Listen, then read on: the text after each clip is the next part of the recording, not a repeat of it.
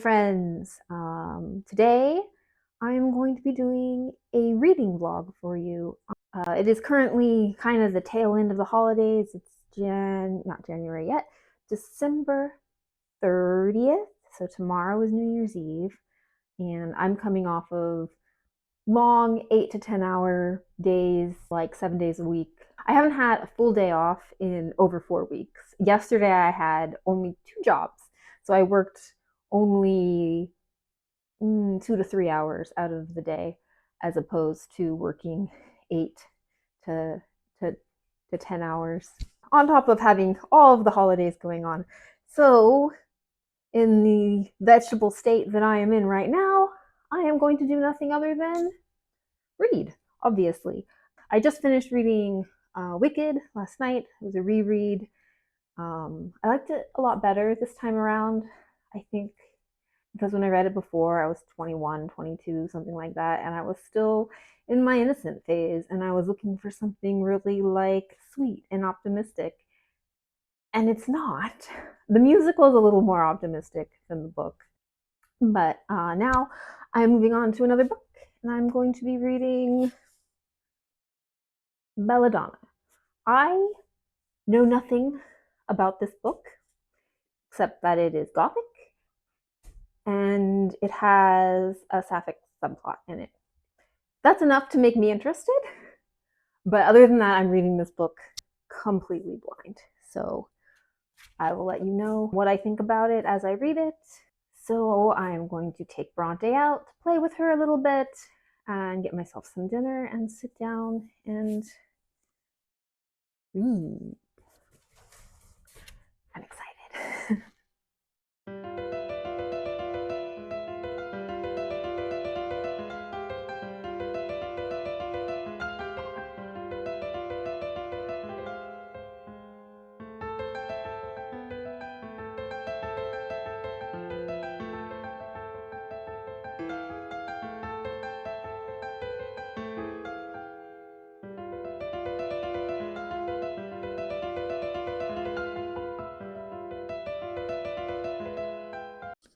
I always forget to introduce myself. I am Taryn Tyler. I am a poet, a novelist, and a pet sitter. And sometimes I make content either on Medium or I'm experimenting here on YouTube. So now it is the next day. It is New Year's Day, December 31st. Last night I got a good amount of reading in. I think I got like 6 chapters. They're pretty short chapters. Apparently the plot of Belladonna is that this girl can't die. And she literally sees death when he comes to take her life, but then doesn't. And people around her seem to die all the time. And she's kind of been an orphan, passed on from obscure family member to obscure family member, as they always usually die. So now our protagonist is going to the manor of some more obscure relatives who seem to have something mysterious going on, including a very sick girl of her own age. But yeah, I'm enjoying it. Not completely 100% sold on our main character. I don't think that you have to have a relatable character to enjoy a story, but I'm not finding her especially relatable at this point in time. She's very adamant about being a society lady like her mother, but also she's randomly snarky, which seems out of place for the time period. I have a hard time understanding her, but that doesn't mean she's not the right heroine for the story. It's still just getting started. And I'm really enjoying the story so far. So this morning, I made myself a breakfast. Don't panic, I am not industrious enough to make that nice of a meal that early in the morning. This was a pre-made meal, I just heated it up. Even the coffee was left over from yesterday and I just heated it up, so don't panic. I am not that together, but it was a very lovely meal and I went out and did just one pet sitting job in the morning and I have another one later in the afternoon. But most of today I am free to relax a little bit, do some reading, and get my newsletter out, do a little bit of writing. And yeah, it's gonna be a good day. I love my job so much, but I am glad that I gave myself today to get some of the stuff that I need to get done.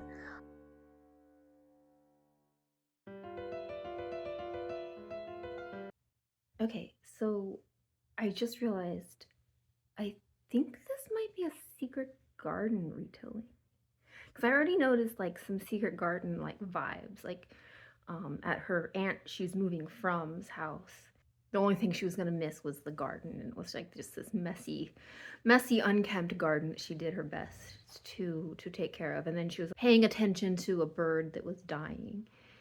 And in the new place she just came to, they have the garden locked up because the wife recently died, but also the sick cousin who was kind of obstinate and hard to get along with.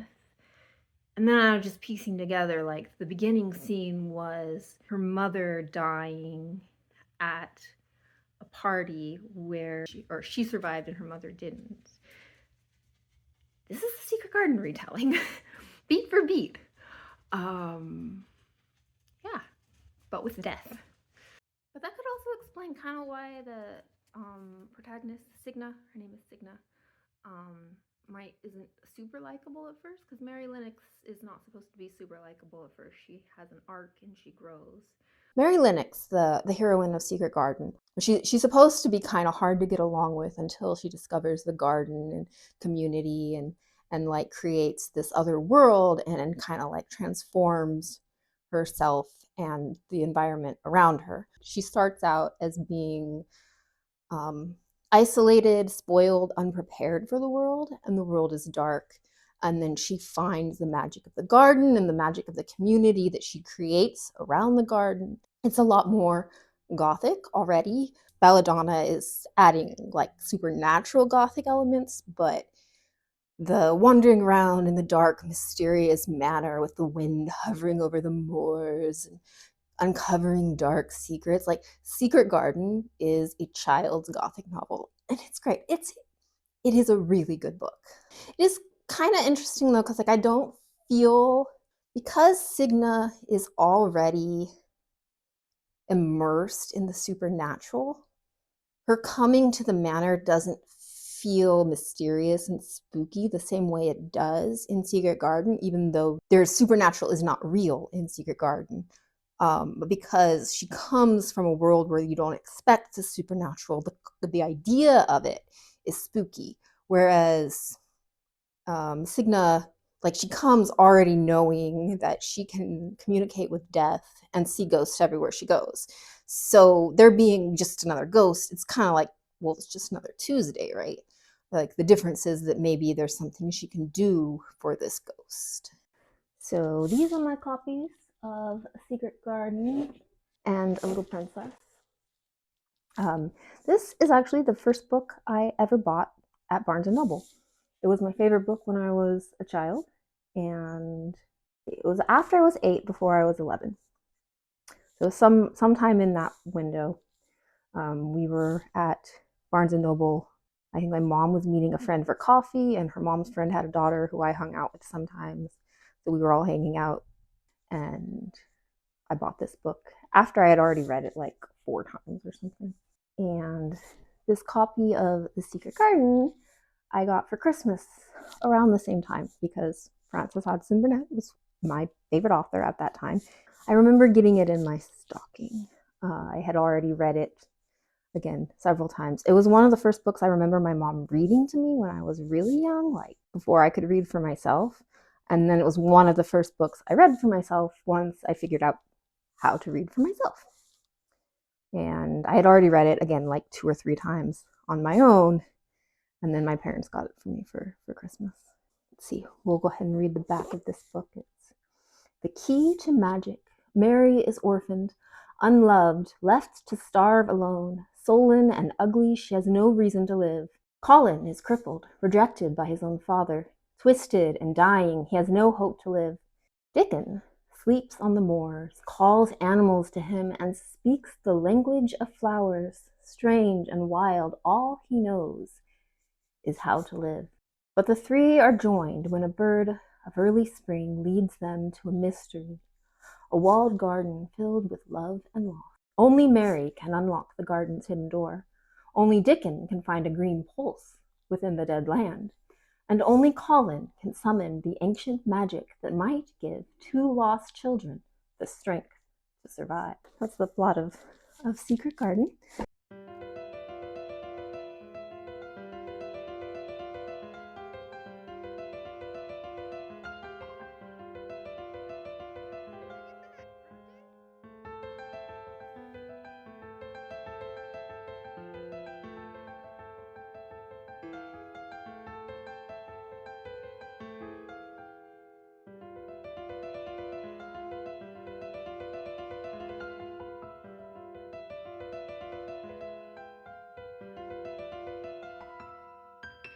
Well, I got a few more chapters in, had some time playing with Bronte. And just a warning, there will be a lot of spoilers because I'm going to be reacting like in real time. So probably up till now, I haven't given anything away as far as more than what the story is about. But from this point forward, there will be a lot of spoilers. So just be warned if this is a book you want to read. And so far I'm enjoying it, so I would recommend it. Go read it, then come back. And you can leave comments about whether or not you disagree or agree with my reactions. I am still kind of having a hard time with Signa. I'm not sure why. I feel like she doesn't know who she is, really. On the one hand, she's like, I want to be proper. I want to follow the rules. I'm going to wear this dress even though it's ugly because I want to be accepted. But on the other hand, she's like really randomly obstinate for no reason. She's not committed to her obstinance. I would be behind her completely if she was committed to her obstinance and that was just who she was. One minute she'll be like, I'm gonna be cautious, I'm gonna be careful. And then the next minute she's like running after, like shouting at ghosts. She just seems kind of erratic. And I don't understand her motivations very much. Apparently Sigma finds the stable hand to be very rude. He doesn't come across as rude to me. He just kind of comes across as serious and, I don't know, maybe a little snarky. Maybe there's a romance going between them. I thought that the romance was going to be between her and the sick girl because I thought it was a lesbian romance, but maybe I was wrong. Maybe I misheard, or maybe the lesbian plotline is a subplot because Silas, the stable hand, is kind of getting more page time, and they seem to have this unexplained rivalry, which usually only happens when they're putting two characters together romantically. I'm a little disappointed about that. Like, I liked the Silas character. I don't think he's as rude as Signa thinks he is, but I wanted a lesbian romance. That's what I came into it expecting. So I need to get started on my newsletter. I have some writing to do before I can send that out today. I'm going to take a break from reading to work on that and try to work on writing and editing my D&D project, which is basically I'm just writing out the D&D campaign as we play it.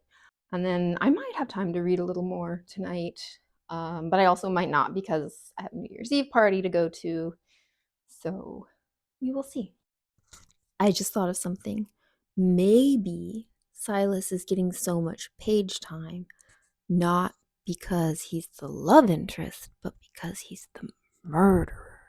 I like that idea. I don't think it's actually correct, but that'd be cool. And it could also explain why Signa thinks he's so rude because she has a sixth sense about the fact that he kills people. Killing people's pretty rude. So I was able to get a couple more chapters in. I didn't get my newsletter out quite yet, but I have it prepped. I just need to run my D&D chapter through one more edit. My process for my D&D chapters is that while I am playing, I take notes and try to write down anything that seems significant that I want to remember, sometimes specific dialogue snippets. And then what is usually several weeks, if not months later, I will use my notes to write down a draft. And then usually I only have time for one edit before I send it out. So it's a very rough product that I'm sending out, or not product because it's not for sale. It is 100% free. If you want to hear the story of Kate the Gravedigger as she meanders through the Feywild, you can subscribe to my newsletter. Now, we had a really fun New Year's Eve celebration. I love getting Chinese food. That's a tradition that my mom started I don't know, 20 years ago or so, and I just kind of kept alive. And then we went off to a New Year's Eve party at my friend Courtney's house, and we just played some paper cuts, which is like apples to apples but bookish, and some bananagram. And then we wrote down some intentions of first things we wanted to let go of, and then things that we wanted to call in for the new year. And we wrote them down on magic paper and released them into the world. I kind of had trouble getting mine, or my intentions that I was calling forth. The wind was playing with the paper a lot, and I had trouble getting it to light, which was kind of funny. But it was a very, very lovely New Year's Eve celebration. In his hand. Quick, hurry. This is okay.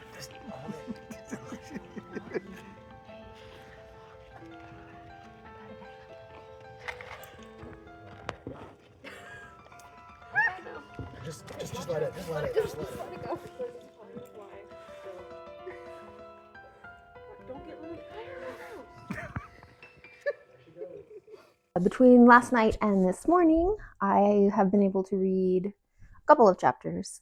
It definitely seems like Silas is the love interest. I'm still kind of holding out for hoping that he is secretly the murderer, but that seems unlikely because he is definitely the Dickon character.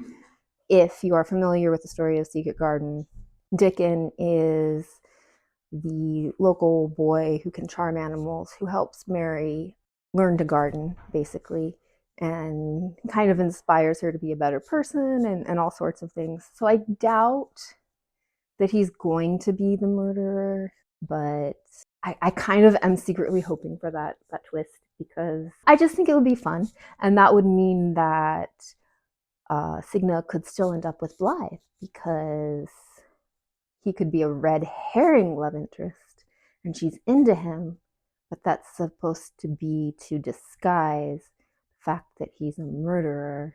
My partner and I have decided to start a new tradition of having ramen for New Year's Days. We went and did that. And then I was able to sneak in a couple more chapters in between writing a sonnet / incantation and doing like a little fire ritual for the new year and blessing our house with what we want in the new year. Fire unfurls in a deep spread of fury, flickering with power as untamed as time. Creation released in a fluster of growth, caressing the earth with roots made of home. A peace crackles with the safe lull of desire, thrumming and vibrant, crystallized in truth. Now echoes with the certainty of a battle cry, swathed in stillness, destined to soothe. We stand in possibility, overflowing with chance, weaving the thrall of our own hypnotic dance. But I was still able to sneak in a little reading and a couple more chapters this morning at breakfast before I had to go out to work. So I'm on chapter 20, and I think Percy is the murderer. I think this because, one, Signa has not yet suspected him. Two, he thought it was impossible for his sister's tea to be poisoned.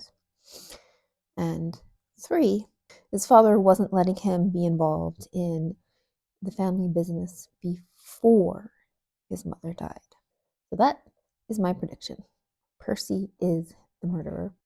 So, twist, it seems like Death is Signa's love interest. She seems to be getting very, very attracted to Death, which makes sense since those are the strongest scenes. They're the scenes with her and Death, and she's kind of confronting her own dark self, and there's a whole thing where she can be herself more around the supernatural.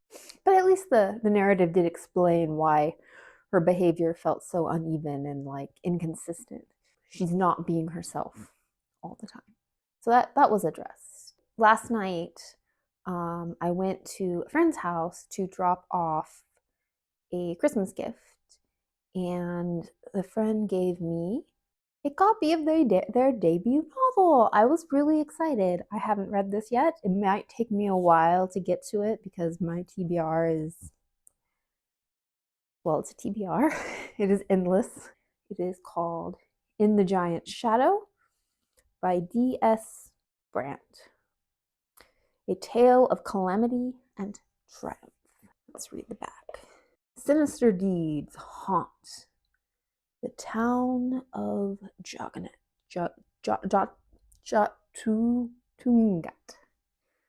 Lured to this sleepy farming community by a mysterious white raven, Gwar the Baldunite soon finds herself caught in a strange conspiracy of ritual murder and very real nightmares.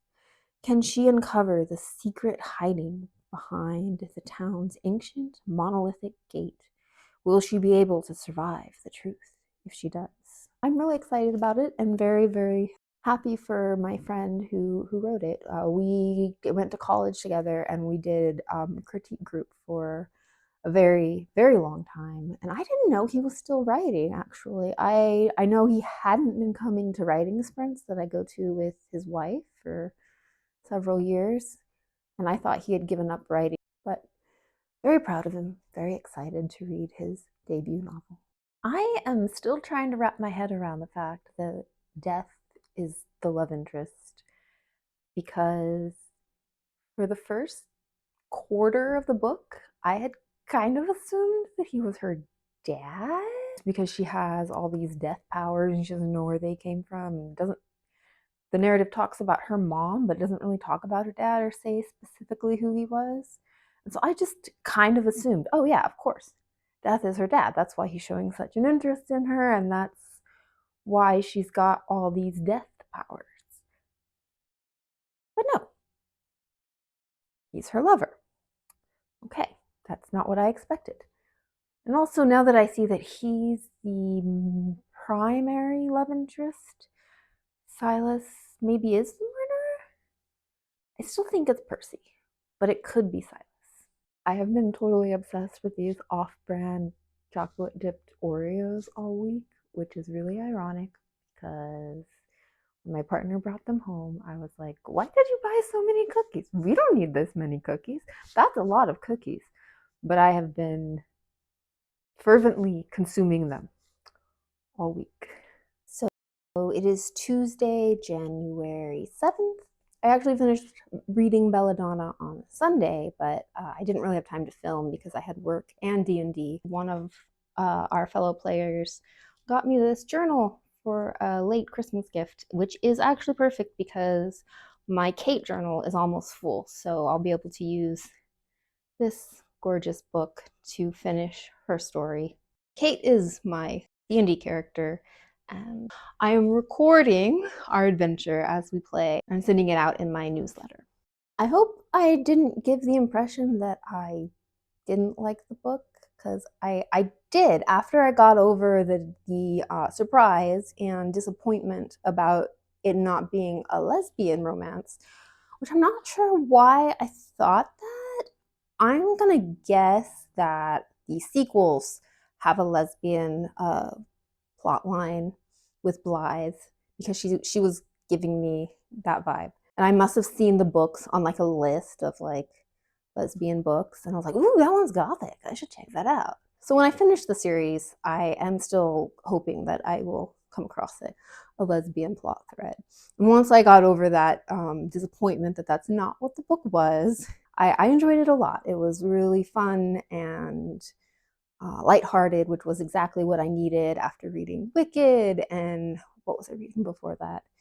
Carmilla and The Picture of Dorian Gray. Like those are all good, but darker, heavier kind of books. And this one, it had like a dark aesthetic, but the themes were more or less optimistic, and it had a happy ending. She saves the day, she wears the dress, she gets the guy.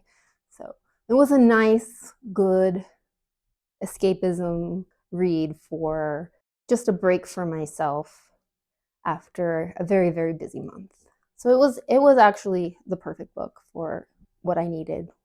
Can I just say, wait, we agreed that this is a spoiler vlog, right? This is the vlog to listen to or watch after you've read Belladonna. And you're just like, I wonder what this crazy person thinks about it. Okay, understood? Can I just say, less than halfway through the book, I guessed the murderer, and I was right. The idea of a mystery isn't necessarily supposed to be that you can't guess it. It's that there's still a little bit of ambiguity up until the end. And it did that. It did that. It had a red herring, it had 2 red herrings. You still weren't quite sure what was going on with Silas, and they caught another person to be the murderer, and both of those were wrong. Nope, I was right. Hands down, favorite character. There is a side character who is a library ghost, and he decided to haunt the library so he can read every single book. And he is my favorite because if I were a ghost, that is exactly what I would do. So the reason I picked up Belladonna is that it was Gothic and that it was lesbian. And those are the only 2 things that I knew about it. So it wasn't lesbian. It was Gothic, but it wasn't necessarily what I think of when I think of Gothic. I don't know if I can quite put my finger on why. Like when I think about it, it technically has every single piece of what makes a book Gothic. But for me, what I'm looking for when I pick up a book and I'm expecting something Gothic, I'm looking for a slow reveal that just makes your skin crawl. And it's not about what's at the end of the hall or the end of the path. It's the eerie, atmospheric journey from one spot to the other. So for a lot of people, a book like Jane Eyre or the original Secret Garden is not really that Gothic because there isn't any actual supernatural element. But for me, it's just as Gothic if it still has that eerie atmosphere and there's kind of a hint like, ooh, it could be a ghost. To me, that is more Gothic in like the feel than Belladonna was. And the only thing I can really think of is that it was the pacing, because in Belladonna, Signa is acquainted with the supernatural from page 1. There is no moment where she becomes acquainted with the supernatural. She just knows death is a true entity. She can see ghosts.